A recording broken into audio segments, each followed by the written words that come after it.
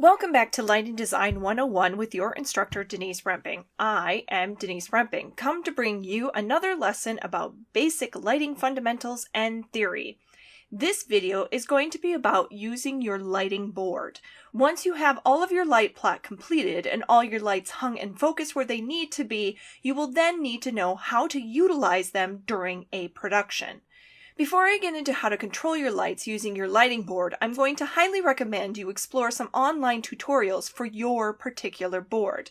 There are many to be found with a simple Google search, and they will be far more in-depth and detailed than what I will be showing you in this video.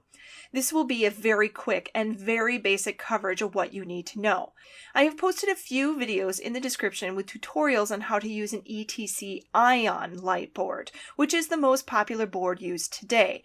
But your board may be very different, so a search for tutorials is going to be necessary. There are a few different ways you can use your lights from your lighting board. First of all, I mentioned in a previous video how we assign our lights to channels. You can use your board to control individual channels. Simply press the number of the channel you wish to control, followed by the @ button, then enter the intensity, and then press enter. For example, channel 5 at 50 will set any lights patched into channel 5 at 50% intensity.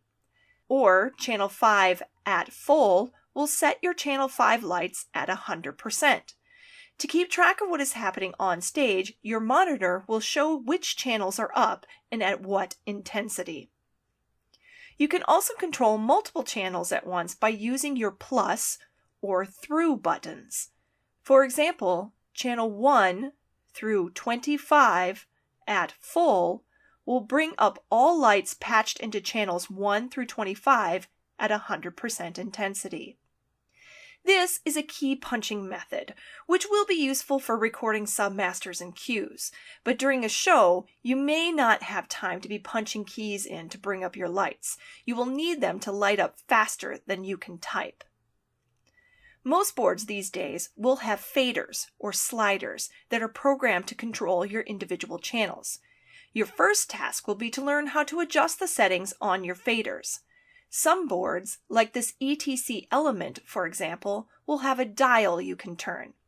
On this element, the dial switches from channels 1 through 40 to channels 41 through 80 to channels 81 through 120 to submasters 1 through 40. I'll explain what a submaster is later on. On an ETC ion, you can adjust the settings on your faders by holding down the Fader Control button, located here, and adjusting the setting on the fader bank. This particular ion has one 40-channel fader bank, but you can purchase a 20-channel fader bank or multiple banks, depending on the layout you want. By first making sure your faders are set to channels, you can then control your individual channels by simply sliding your faders up and down. This is another way you can control your lights for a production, by sliding your individual channels up and down as needed. However, most theaters you will work in these days will have more than 40 lights to work with, and spending an entire production trying to control 100, 200, 300 lights or more with individual channels will be nearly impossible. Another option instead would be to program your faders as submasters. A submaster is a sort of program you can link to a fader to control individual looks. Using a submaster, you can program several lights into one fader. To record a look into a submaster on an element or ion, you will first have to set the look you want on stage. You can do this by setting your individual lights where you want them, at the color and/or intensity you want them at. Then you will press Record, Sub, and then the number of the submaster you wish to record. Then hit Enter to finalize. If there is nothing previously recorded in that submaster, then you are done. If there was a previous look recorded in it, then you will have to overwrite the old look. If you look on your monitor, you will see the system has asked you to confirm the overwrite. Repeat this process for each look you want to use in your show. Before you can control your submasters, make sure your faders are set to submasters and not channels. On the element, this means turning your dial to the submaster setting. On an ion, you will need to hold down your fader control button and then select the submaster setting on your fader bank. From here, you can control your submasters by sliding your faders up and down. This method works well for shows with very few looks. You can, for example, record some looks that get repeated in your show and then just slide the corresponding faders up and down. Submasters are also great for just recording general looks. This is nice for a facility or theater that has multiple things going on: concerts, seminars, presentations, and so on. You can have a set of pre-recorded looks that will be useful in multiple settings and just leave them there for people to use as needed. For example, Submaster 1 could be recorded as a full stage basic white look. Submaster 2 may be a softer full stage look that's either amber or pink in hue to be less sharp on the eyes. Submaster 3 could be a full blue look. Maybe Submaster 4 is just lighting up your stage apron. Submaster 5 could be a stage right only, and Submaster 6 a stage left. These general looks may be based on what your space's needs are, or what looks get used the most often. A set of pre-recorded submasters can be useful when building a design as well. Before you record any cues, you can record a bunch of looks into your submasters, especially if you know you will use those looks multiple times in a show. For example, if you are doing a production that frequently returns to the same location or setting multiple times throughout the show, then you can set the look into a submaster for you to slide up when you reach that scene as you are recording cues. This saves you the time of having to rebuild a cue over and over again. So what if you are doing a show that has more than just a few looks? This is where recording cues is the preferred method of light control. Most light boards these days have the ability to record a series of lighting cues. To record a cue, first set your stage with the look you want, then press record, then cue, then the number you wish to assign to your cue. For example, record, cue, 2, then enter. Your cues will run in numeric order. The higher the number, the further down on the cue list it will be. When recording cues, you can also control the fade up and fade down times of each cue. All boards will have a set default time.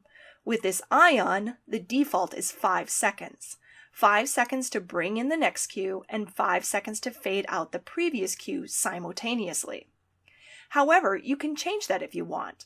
For example, you may want a cue to take longer to transition to the next cue.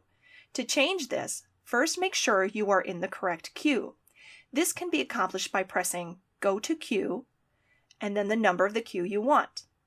Then press the Time button and enter the amount of time you wish the cue to last in seconds. Here, I have changed the transition time of this cue to 10 seconds.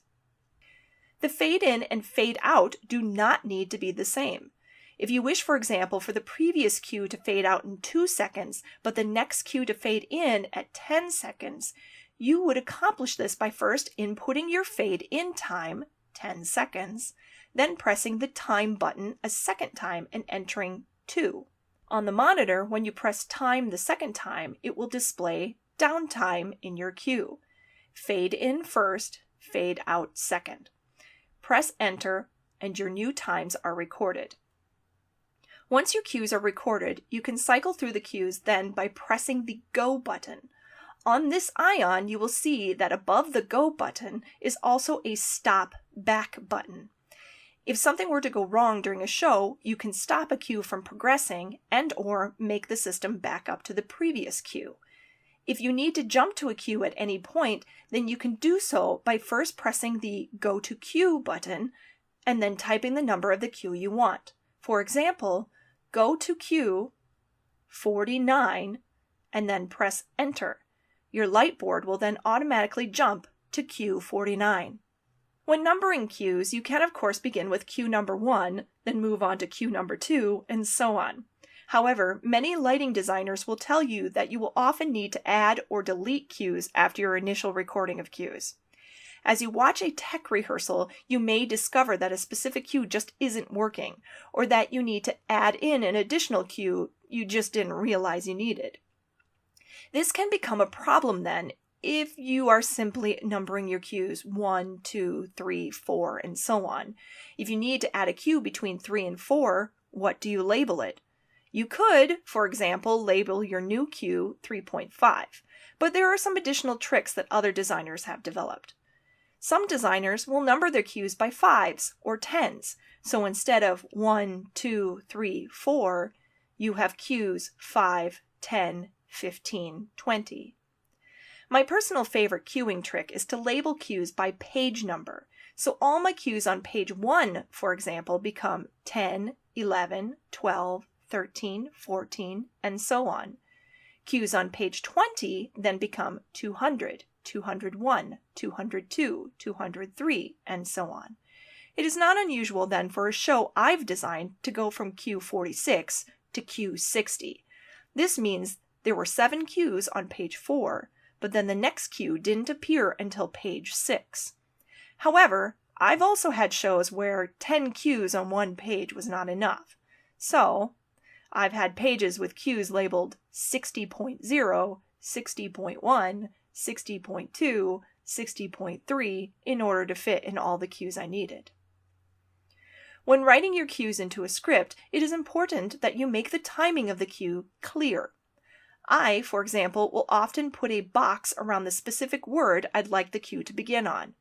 If the cue is off of something visual on stage, then I will write that specific visual cue into the script approximately where it happens. For example, cue 72 happens when Charlie opens the front door. When writing cues into a script, there are different ways different designers prefer, and some different stage managers have other preferences. Stage managers are the ones who will be calling the cues during a show, telling the light and soundboard operators when to push the go button. Sometimes, stage managers run cues themselves, so it is important that you are all on the same page, so to speak, when labeling cues. I prefer to label my cues LQ for light cue. So you will see a page in my script listing LQ20, LQ21, LQ22, and so on. Some other designers will use LX instead. For shows that I've stage managed or shows that I've done both lights and sound for, I will label light cues as numbers and sound cues as letters. So sound cues become SQA, SQB, SQC, and so on. When I reach Z, then I use double letters, SQAA, SQBB, and so on. While recording your cues, just like anything else you do on a computer, you want to save your progress. I like to say, save often, save always. Nothing strikes fear and dread into a designer more than losing their entire work due to some unforeseen power outage or other unfortunate disaster. To save a show on an Ion board, you must first get into the browser. If your browser isn't already visible, you can press the display button. When your browser menu is open, click to expand File, then click Save As to expand. Under Save As, you will most likely see a list of previous shows saved. Scroll all the way down to the bottom to find New Folder. When you select New Folder, you will be asked to create a new folder name. What you are actually doing with this is saving a new directory where your show will be filed. Once you have the folder named, you will be able to select it from the list, and the console will ask you to then name your show file.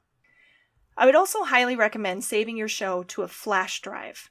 Most boards will come with a USB port where you can plug in a flash drive. Surprisingly, saving a show on a flash drive does not take up a lot of space. I keep a flash drive in my purse at all times with the intention of saving shows on different light boards. I have heard a number of horror stories where an unexpected power surge has fried a light board, or some inexperienced staff member or crew member was playing around on the light board and accidentally deleted an entire show. This is where your flash drive will come in handy. You can very quickly reload your show without having to spend hours rebuilding it from scratch. To save a file to a flash drive on an Ion, insert your flash drive into the USB port provided, then follow the same procedure. Except this time, under Save As, you will find a new option for an F drive. Click to expand, select New Folder, name your folder, then save your show file as you did on the hard drive. This video is very basic in its coverage of using your lighting board. Again, I highly recommend whatever board you may be working with that you dedicate some time to watching online tutorials. I will go so far as to bookmark specific videos I know I will be returning to for refreshers. In the next video, I will show you a few tricks you can use when recording cues for a show, but there is much, much more your board will be able to do. Again, I recommend watching some tutorials to get a sense of what those features are. But if you are just starting out with lighting design, my biggest piece of advice is to KISS. Keep it simple, silly. When in doubt, if there is something complex you want to do but don't have the time to play around and figure it out, then nix the complex and go for something simpler. Start simple until you are ready to move to the next level.